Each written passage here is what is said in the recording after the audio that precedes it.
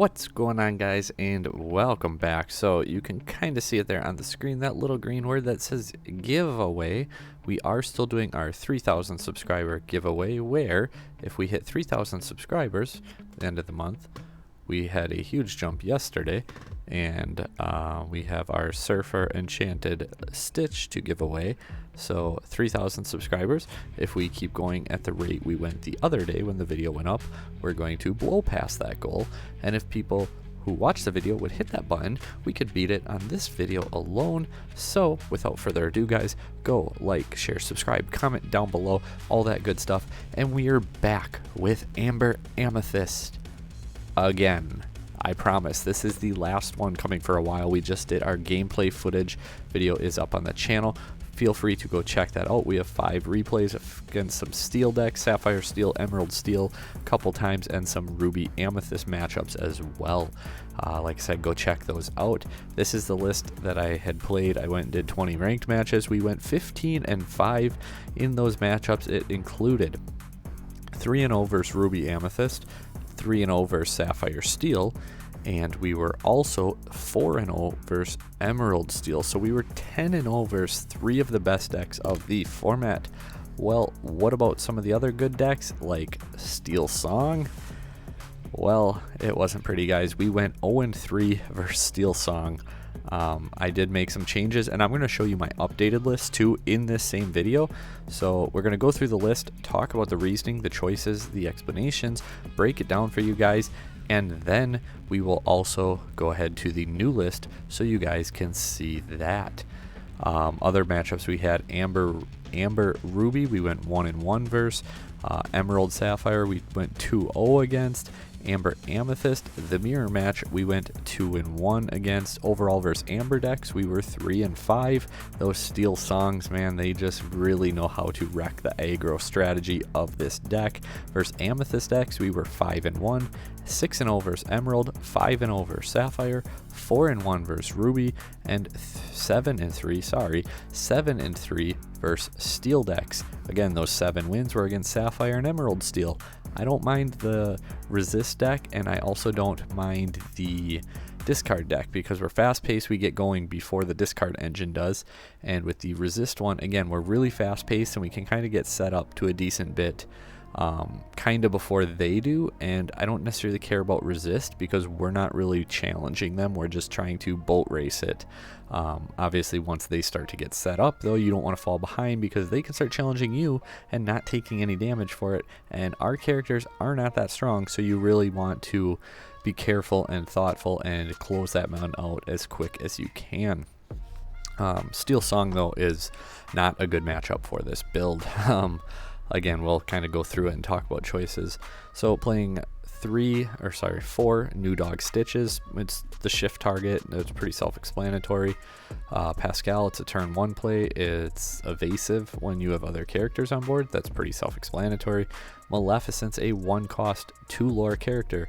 The 1/1 stat line does make you very vulnerable to pretty much everything.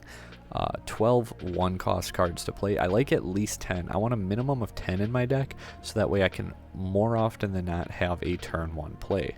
We do also see this is a relatively budget deck comparatively. $172. I know I just said budget and then said $172.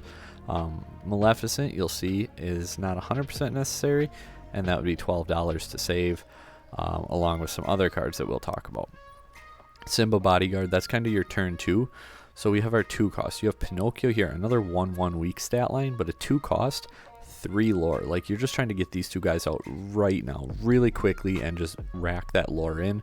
A lot of time, even versus like Steel, it forces them to do something about it. But even if you can take him home for like 1 turn, and heck, if you can get him home twice, he paid his cost. If you can get 6 lore off of a 2 cost, golden. Madam Mim, usually not a turn 2 play, you'd be more likely to hold it in your hand. But Simba is your ideal. Simba, Pinocchio, kind of your turn 2 plays. If you have to go with another 1 cost, you can. And then turn 3, depending on how I have, sometimes I'll like couple up like open Pascal, and then you come back with, say, Maleficent, or if you have your bodyguard, or Or I guess at that point I'd go Pinocchio usually, because a lot of time your opponent doesn't really have anything on the board. And if they do, you're ready, so they're not going to be able to exert you. And if they want to put out the damage right away, you kind of dictate their early turns. And if you can dictate their early turns, that's really good. That's why I like just the board presence of Pinocchio, because you don't get to play your game. You're playing my game at that point. You have your ideal turn 1, 2, 3, sometimes 4 for most of these decks. But when I start dropping Maleficent and Pinocchio on turns 1 and 2, you're not playing your game anymore. Now you're playing Smashes. Now you're playing Fire the Cannons. Now you're playing my game, and I'm okay with that because I'm getting rid of your cards, and I am making sure you don't get to start doing what you want to do with your deck. So that's why I do really like the aggro strategy with these cards.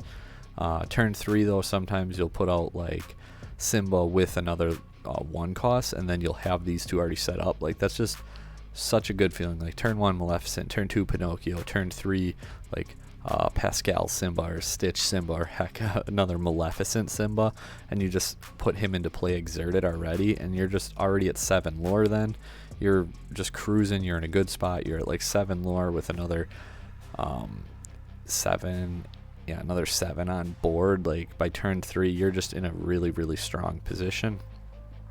Snake is just incredible. The bounce, you know, there's not a whole lot more to say about it. You can bounce for ink fodder, you can bounce to remove damage and then put Simba back on the board. You can bounce a exerted Pinocchio and then replay it as ready so that your opponent has a harder time to disrupt it. And just being able to do that is just really nice. These two cards work with each other so well. 3-cost cards, we have Doc.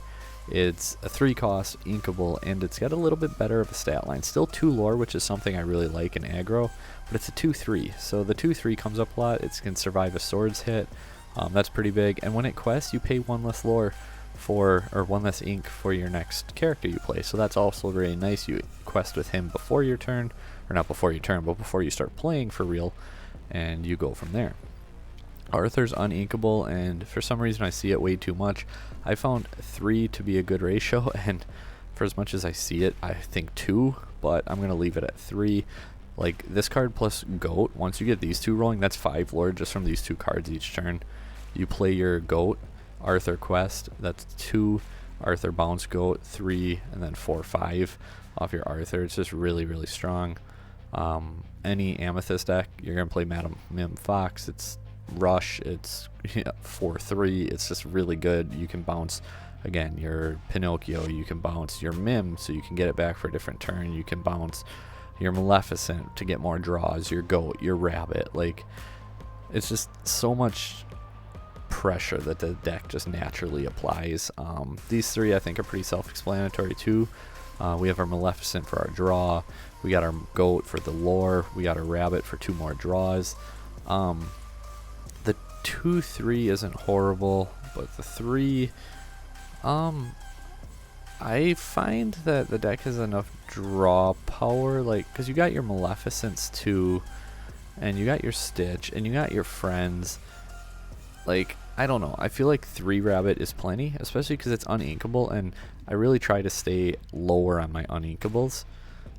Playing Mufasa, I was starting to do this card like before the Mufasa roulette thing started coming up too, because this just helps you play by the time you get to be prepared. If you didn't win already and you can put Mufasa out, you're probably very, very close to winning, and they hit this, well, you're playing 57 characters, so you get a character on board, and odds are you're in a good spot to win that game. Just some other big cards are Shift Target, that also can get you to draw when you're playing your low cost cards, which we have plenty of them. 3 lore is just crazy. This Stitch, it's a late game target, it's ink, it's an 8 booty, it's 2 lore, it's pretty good. And if you have 2 other cards, guess what? You get to draw 2 cards. So many good things about the Stitch package. I really, really like it. I do want to say the 3 times, all 3 times I resolved Mufasa, I hit friends all 3 times. 56 characters, 4 songs, and I hit one of my 4 songs all 3 times. I don't know what the odds of that are. Didn't realize I'm on top of you guys there. I don't know what the odds of that are, but oh my goodness, it was frustrating. Friends on the other side, it's easy ink fodder. You can sing to draw 2, or you know, if you have to hard cast it, it's only a 3 cost for 2, which isn't the worst thing in the world. Colors, that doesn't matter too much. We lean into the Amethyst.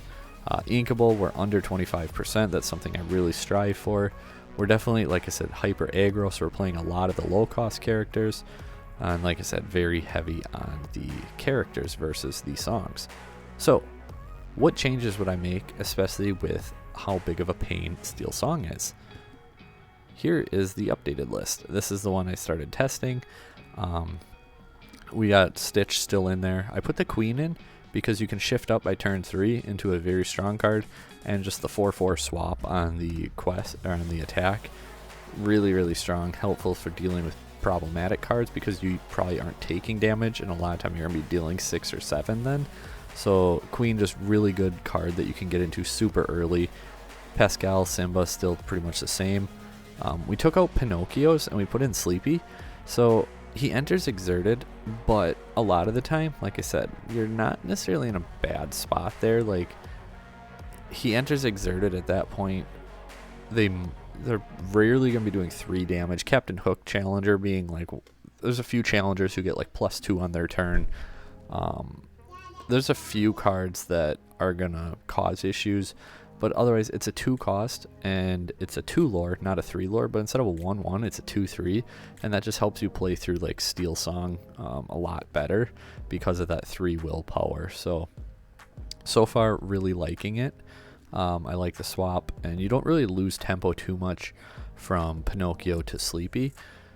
Madam Mim, still the same. Doc, he's still in there. We did go to 2 Arthur here. One less uninkable card, but like I said, I was just seeing it in so many awkward instances. Like, it's a really good card to have, but it usually requires another good card in combination with it.